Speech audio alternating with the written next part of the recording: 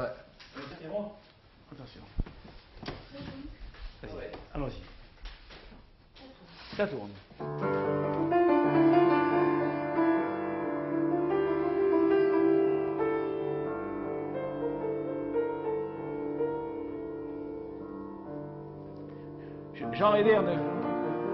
Jean Ederne, vous auriez pu être compositeur, vous auriez pu vraiment faire de la musique? Ben, vous savez, la littérature, c'est de la musique, et moins les mots ont de sens et plus ils ont de mélodie, plus la littérature est belle.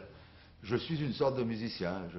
La musique, c'est les mots, c'est l'émotion. Alors, Jean Ederne, il y a quelques vérités à dire.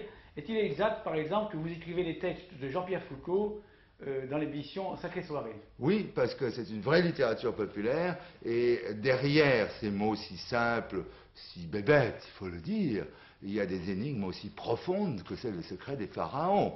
Et Jean-Pierre Foucault et Mallarmé, Malheur à l'armée, sont les deux plus grands poètes du XXe siècle. Et il faut que ça se sache, n'est-ce pas? Le fait que Jean-Pierre Foucault rit beaucoup, par exemple, est-ce que c'est un plus ou c'est un moins, selon vous? Eh ben, écoutez, il vaut mieux rire que sourire, parce que le sourire, c'est le rictus de la mort, n'est-ce pas? Vous voyez, tous les morts sourient, à la morgue, on les fait sourire, etc. Et nous vivons dans une société où on sourit de plus en plus à la Sabatier, et on rit de moins en moins à la Foucault.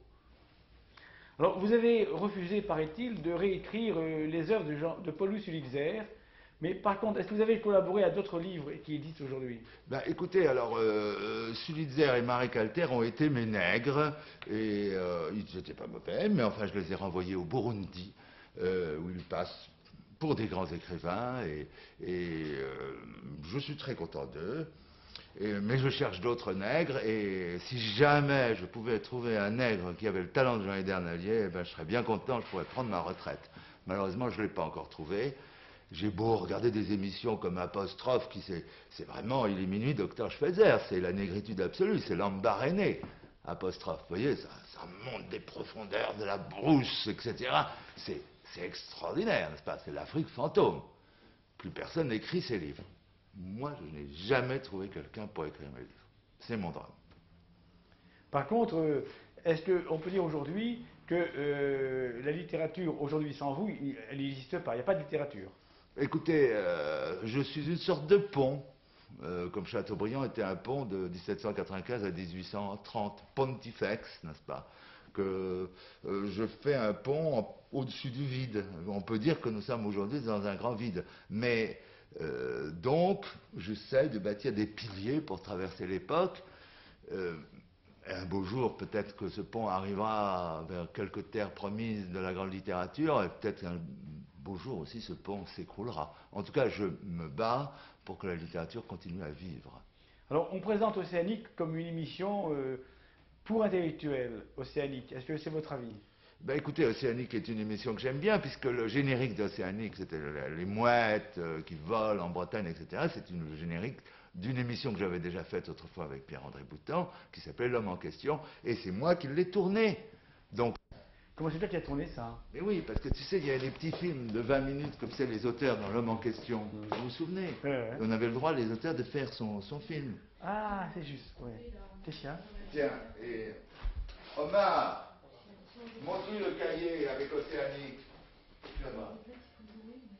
Tu vas voir le... Bon. Bon, bah, de toute façon, c'est pas direct. Bon, on reprend. Tu veux reprendre à zéro ou quoi? Non, non, Océanique, ok. Bon. Non, on pense à autre chose, tu vas voir. Tu es prête? Ça tourne? Oui, Jean Edernalier, est-il exact que vous avez fait partie de la troupe du Franche-Comté? Oui, oui, j'adore lever la jambe pour pisser sur mes ennemis, n'est-ce pas? Comme les grands chiens de chasse. Combien de temps ça a duré? Oh, French Cancan, je crois que j'en fais toujours, n'est-ce pas? Et ça a duré, je sais pas, 1000 ans, 10 000 ans. J'ai 10 000 ans de French Cancan derrière moi, vous comprenez? Et vous étiez en tutu? Ça a commencé avec les Gaulois, et puis ensuite avec les Francs, et puis French Cancan, et puis j'ai, avec un coup de pied, une fois malencontreux, parce que je savais encore pas très bien lever la jambe, j'ai cassé le vase de Soissons. Et puis ensuite, j'ai continué. Alors vous vous rendez compte, le French Cancan, le nombre de gens dont j'ai botté le cul en un pas de danse, léger, admirable, à la XVIIIe siècle. Et aujourd'hui, par exemple, le fait de ne plus être tous les jours, par exemple, au Moulin Rouge, est-ce que vous vous sentez frustré ou bien vous dansez ailleurs? C'est le moulin rouge, c'est moi. Je veux dire, tout homme est un moulin rouge, hein. Le sang qui circule à l'intérieur du corps en fait de vous un moulin rouge vivant, n'est-ce pas? Et en plus, le rouge est ma couleur préférée. Euh, D'abord, celle de la nation qui me paraît la plus admirable, c'est-à-dire la Russie. Il faut dire les choses comme elles sont, n'est-ce pas? La Sainte Russie bolchevique. C'est quand même le plus grand pays du monde, n'est-ce pas? Je ne parle pas des communistes, je parle de ce drapeau rouge qui, de Berlin-Est à Vladivostok, flotte, c'est-à-dire sur toute la moitié du monde. C'est quand même autre chose que les Américains, les Russes. Alors, Ils sont beaucoup plus intelligents, il faut dire. Et en plus, ils ont une grosse supériorité sur nous et sur les Américains, c'est qu'ils ont une très mauvaise télévision, complètement imbécile. Donc ils ont le temps de se cultiver. Donc ils ont le temps de lire, d'écouter de la bonne musique. Il y a des avantages formidables. C'est que moi, je n'arrête pas de défendre la mauvaise télévision. Il y a des gros progrès sur la une, c'est de plus en plus nul. Mais je ne désespère pas que nous arrivions à descendre au point vraiment zéro. Et alors là, les gens vont recommencer à devenir intelligents, à parler comme au XVIIIe siècle, à ne plus faire de fautes de français, vous voyez? alors Jean-Édouard Allier, je vous ai vu l'autre fois relire des textes de Shakespeare et il semble que, bien qu'on ait très longtemps discuté la paternité des œuvres de Shakespeare, on laisse entendre que c'est vous finalement. Oui, C'est vous qui avez écrit Shakespeare. Enfin, c'était moi, j'ai été Homère, j'ai été Euripide, j'ai été Sophocle, j'ai été Shakespeare. Alors Shakespeare, comment ça s'est passé? J'essaye d'être Jean-Édouard Allier et demain, qui serais-je? Comment ça s'est passé? Enfin, écoutez, j'ai écrit une fois un très mauvais vers dans ma vie, dans une pièce qui s'appelle Hamlet, c'est être ou ne pas être. Et je m'en suis toujours repenti. Alors vous comprenez, qui suis-je, d'où viens-je, où vais-je, être ou ne pas être. Les gens n'arrêtent pas à se poser des questions sur leur être dans la société moderne. Alors je vous garantis qu'on supprime de la langue française le verbe être, eh bien, toutes les pharmacies ferment, ou les trois quarts, les psychiatres sont mis au chômage, les 9/10 des maladies imaginaires ou réelles dont souffrent les gens disparaissent simplement en supprimant le verbe être. Le verbe être, qui suis-je, mon identité, quelle identité? Enfin, il y a des papiers pour l'identité, vous comprenez? Bon, alors ça, c'est une des grandes réformes fondamentales que je voudrais proposer pour la petite Noël, ce secret, cette arche de Noël de mots qui navigue devant vous, qui sort de ma bouche, c'est supprimons le verbe être. La révolution absolue. Premier point. Deuxième point. Beaucoup de gens ne vont pas très bien, je le sais, eh bien, offrons-leur des béquilles pathétiques. Des béquilles pathétiques pour marcher, des béquilles pathétiques partout, et même des béquilles pathétiques sous le nez, par exemple, pour les cocaïnes, vous mettez des béquilles de diamant, là, des béquilles partout, des béquilles sous les aisselles. Alors d'abord, vous leur donnez un grand coup de pied dedans, les gens vous disent, mais qu'est-ce que vous faites? Je dis, c'est pour caler la béquille, et... ah bon, si c'est pour caler la béquille, c'est très bien. Et alors, je propose une grande vente de charité de béquilles pathétiques pour tous les gens malheureux. À partir du moment où on a supprimé le verbe être, on ira mieux. Et puis avec les béquilles pathétiques, on marchera enfin comme des mille pattes de la médiocrité contemporaine. En général, vous avez eu beaucoup d'éditeurs jusqu'à présent. Pourquoi vous changez d'éditeur comme ça? Est-ce qu'ils sont tous nuls ou bien parce que c'est vous qui êtes trop exigeant? Bah écoutez, Vous avez Michel Lafon est un grand éditeur. bon, bah, Michel Lafon, combien mesure-t-il? Non, 1m77, 1m76. Enfin, je veux dire, 72. Michel Lafon est un éditeur qui a eu l'honneur de me publier, effectivement. En a-t-il été digne? La postérité le répondra de cette question. Mais vous savez, les éditeurs, ça n'existe pas, ou ça existe. Qui se souvient des éditeurs du 19e siècle? Qui se souvient de l'éditeur de Victor Hugo, de Musset, de Rimbaud? Moi, je peux vous dire qu'il s'appelait Connard, l'éditeur de Baudelaire, ou Poulet-Malassis. Bon, on ne peut même pas dire aujourd'hui du petit Antoine Gallimard Connard, parce qu'il n'est même pas à ce niveau-là. Vous savez, je veux dire, moi, je préfère les fruits ou le chocolat à l'étiquette. Et nous vivons dans une société où les gens confondent l'étiquette et le contenu de la boîte. Je veux dire, tous les éditeurs sont des conserveurs de sardines qui voudraient se prendre pour la sardine et le thon. C'est ça qui est désolant. Alors Dali est malade depuis très longtemps, mais heureusement il est toujours là. Alors est-ce que vous pourriez être le successeur ou l'êtes-vous déjà Ben, de Dali. Dali est un homme qui a très bien compris que dans une société où on ne pouvait déjà plus parler sérieusement, où je veux dire, où le sérieux, c'est-à-dire la platitude et la médiocrité, l'air sérieux, c'est-à-dire l'air ridicule, avait remplacé le véritable sérieux, il fallait faire comme Cocteau, comme Picasso, comme Dali, c'est-à-dire être un grand clown de la modernité. Je veux dire, la seule dérision de la société bourgeoise passe par la clownerie. Et depuis le début du XXe siècle, les grands philosophes, et les grands penseurs et les grands poètes ont compris qu'il fallait rejouer les grands mystères de l'éternité face aux cathédrales de l'avenir. Coupé, et voilà. Et on va changer, on va le mettre un peu là. Ça te va? Très bien. On va te changer de place. Tu restes 10 bonnes secondes comme ça, en train de caresser, puis je t'interromps, et puis je pose une question. Attends, c'est prêt? Ça tourne. Silence.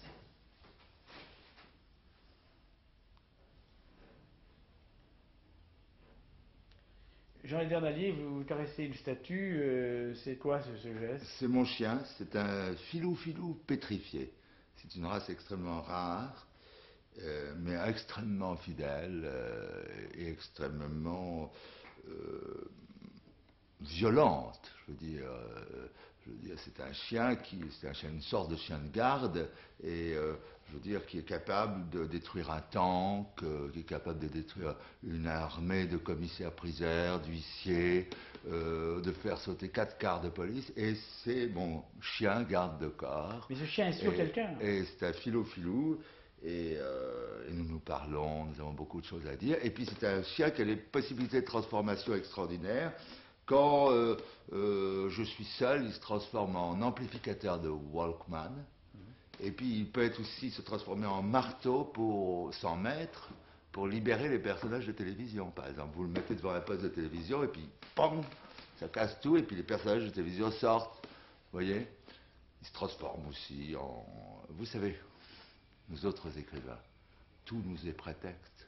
Une bille peut devenir un globe terrestre. Alors Jean-Édouard, Barclay s'est marié 8 fois. Oui. Et d'ailleurs, je m'attendais à trouver ici une de vos fiancées, Isabelle. Vous avez une autre conception du mariage que Barclay, me semble-t-il. Vous voulez pas... Oui, enfin, moi, je suis totalement contre le divorce. N'est-ce pas? Je suis tout à fait pour... Je considère que... D'abord, c'est dégueulasse, le divorce. Ça fait rentrer l'État dans la vie privée des gens. Je trouve que c'est dégueulasse qu'une femme avec qui vous avez vécu pendant 10 ans, qui a souffert avec vous, qui s'est battue avec vous, qui a vécu le pire avec vous, soit tout d'un coup répudiée légalement. En plus, tomber amoureux d'une autre fille, dont vous n'êtes pas sûr, sous prétexte qu'elle a 15 ans de moins, etc. Et puis ensuite vous arrivez, ça vous coûte beaucoup plus cher, vous payez 2 frigidaires au lieu d'un. Non, non, non. Je suis pour une communauté où la favorite devienne la reine des conseillères. Oui, donc vous n'êtes pas l'homme quand même d'une seule femme. Je ne suis pas l'homme d'une seule femme, je suis la femme d'une démocratie, la femme centrale d'une démocratie féminine, si vous voulez.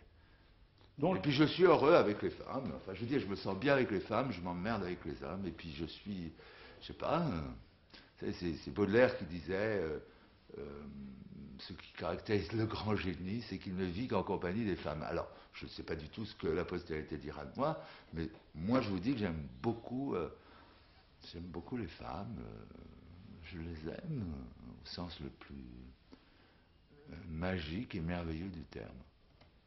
Donc vous êtes... Si vous voulez, d'abord c'est jamais vous qui commandez, c'est elle qui commande.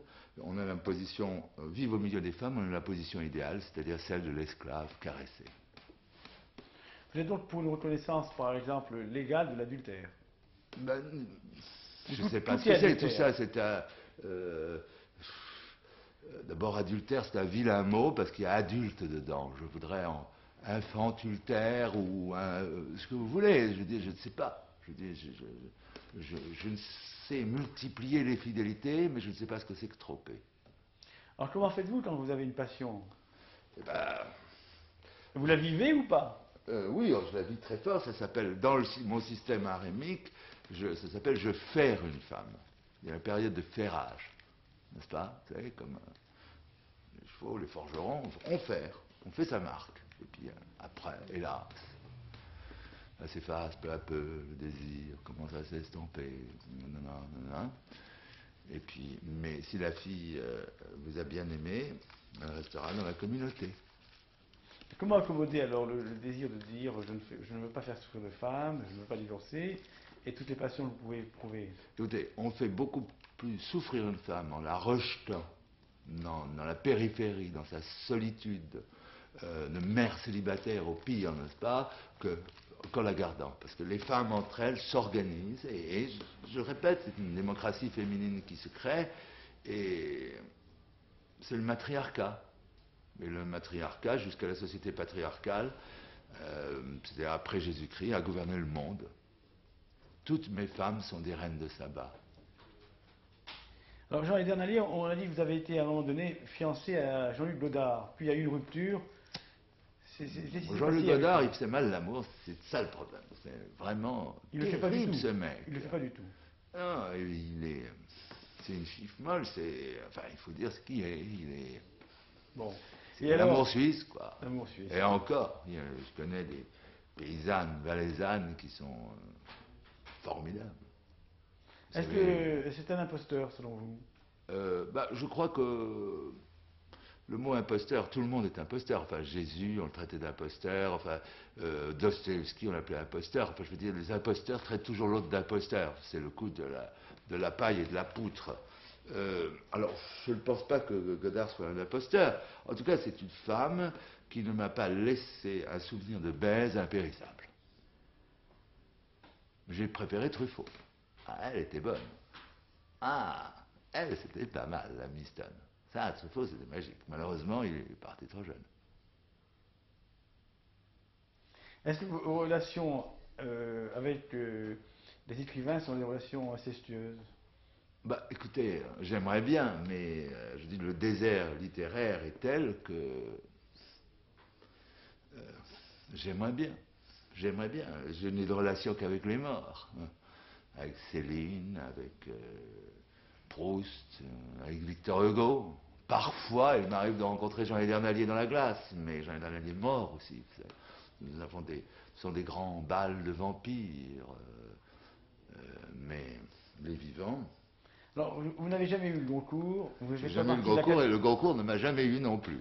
C'est surtout ça qui était important. Je veux dire, souvenez-vous des Goncourt des 10 dernières années, vous êtes incapable de m'en citer un. Vous le souhaitiez quand même. Oui, je souhaitais le Goncourt quand j'avais 22 ans, à mon premier, deuxième livre. Alors, je l'ai manqué à une voix. J'ai tout souhaité. J'ai souhaité l'Académie française aussi quand j'avais 37, 38 ans.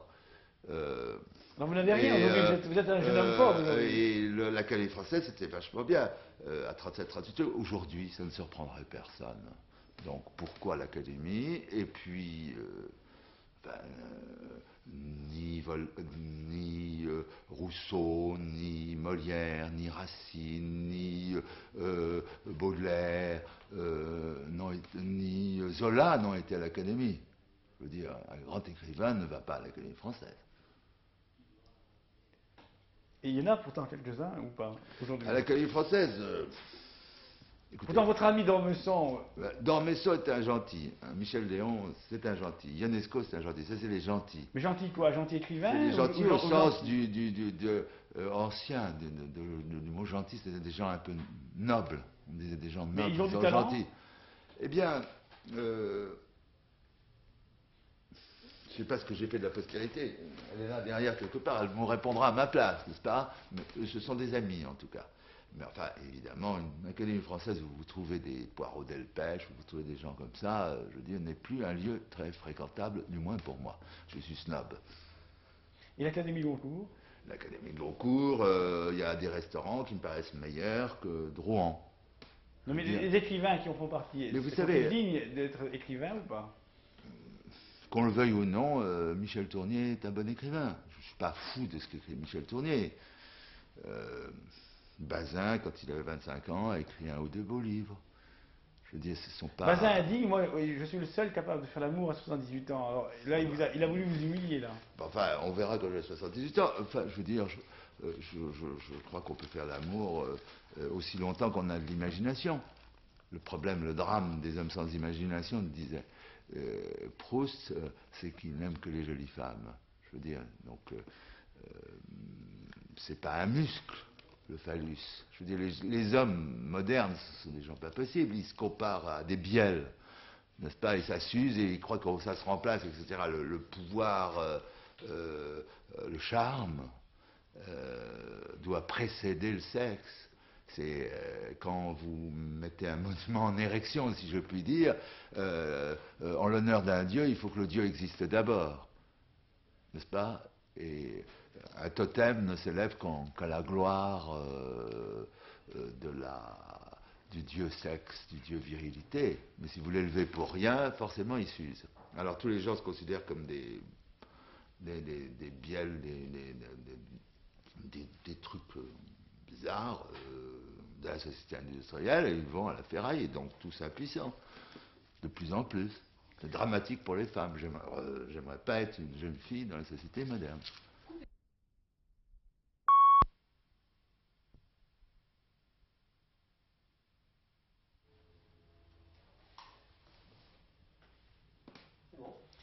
Oui, Jean et Daniel, imaginons qu'on soit maintenant dans une loge de danseuses, je sais pas, à l'Alcazar ou au Crazy Horse, il y avait une fille superbe qui se déshabille. Vous voulez dire moi, la grande Éderne? Non, vous êtes, vous, Du temps de mon frère l'écrivain Jean Cancan. Daniel se trouve dans une loge de danseuses. On voit, au moment où je vous parle, on la voit, Ouais. elle est là, on la filme, et elle met ses chaussons, elle découvre ses jambes. Alors, est-ce que ça vous trouble ou bien... Ça me trouble beaucoup. Et je lui dis, êtes-vous cette grande sirène à la queue verte? Venez-vous de la Gagadémie française? Acceptez-vous mon discours de réception? Et ça me trouble. Mais je suis toujours troublé. Vous n'avez jamais été... troublant, c'est dialectique. Et pourtant, vous n'avez jamais eu d'idylle avec une danseuse. Enfin, Avec je une ne connais pas. danseuse, Je ne connais pas. Non, mais c'est moi le danseur. Alors, je fais danser. Toute femme avec moi devient danseuse. Danseuse de l'ombre. Danseuse de tango. Tango. Pourriez nous faire un pas de tango maintenant, par exemple, comme ça. Un pas de tango. Je mettrais un pas, parce que vous n'avez jamais vraiment... voilà. Non, debout. Non, je fais pas de tango parce que...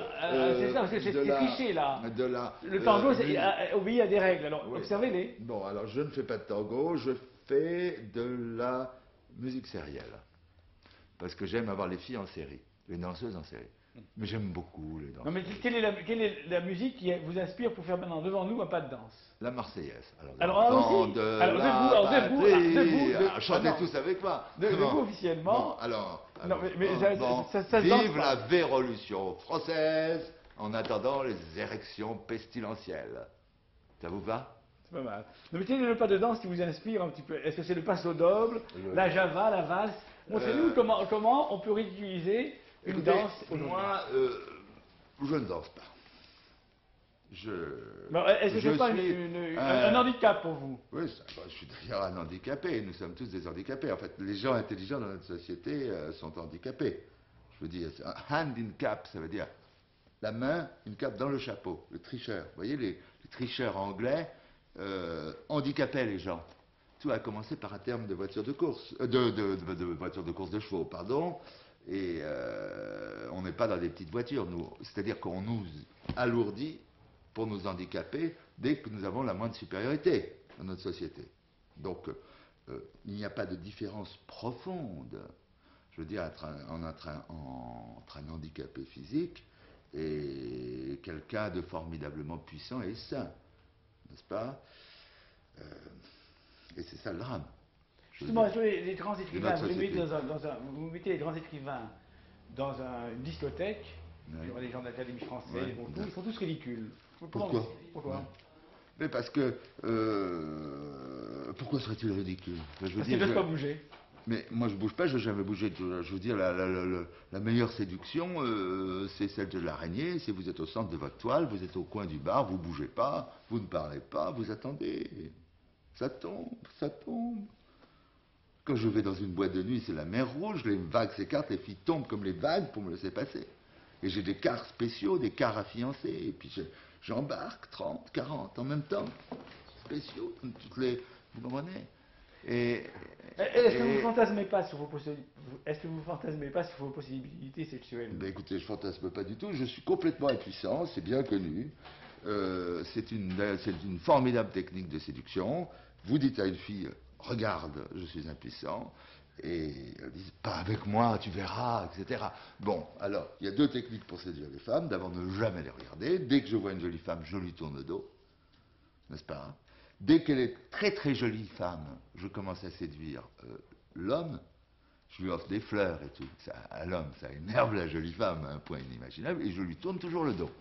Et puis quand nous commençons à en parler, je lui dis, tu sais, je suis impuissant.